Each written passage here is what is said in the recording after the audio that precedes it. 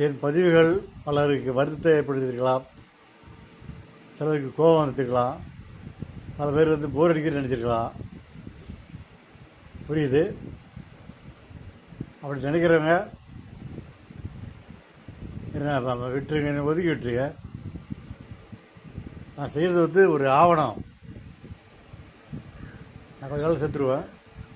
செத்துப்பிறகு என்ன நடந்தது, நான் எவ்வளோ கஷ்டப்பட்டேங்கிறது பின்னாடி யாராவது ஒருத்தர் தெரிஞ்சுப்பாங்க.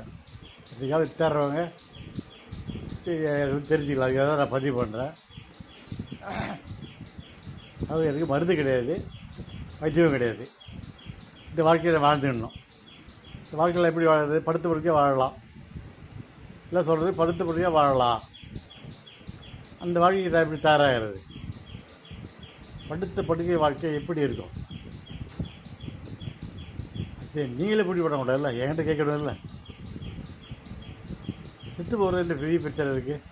எல்லா கதை முடிஞ்சு போச்சு, நடக்க முடியல.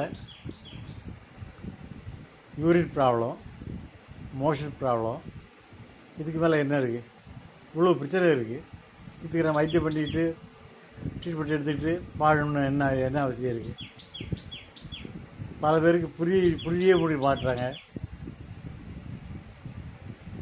படுத்த படுக்க வர்றதுக்கு இன்றைக்கி வரலாம், நாளைக்கு வரலாம், நடக்க முடியல.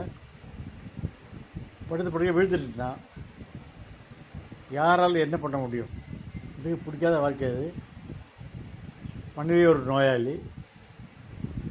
ஒன்றும் புரியல எனக்கு. எவ்வளோ சொல்லி பார்க்குறேன், பிடிச்சி மாட்டேன். தூக்கம் இல்லை, நைட்டெல்லாம் ஒரு வடியை பார்த்துட்டே படுத்துருக்குறேன். இவ்வளோ கோவம் வருது, எவ்வளோ எரிச்சல் வருது. இவ்வளோ கொடுமையான வாழ்க்கை வாழறதுக்கு செத்து போயிடலாம். புரிஞ்சிக்க மாட்டுறாங்க. சாரி.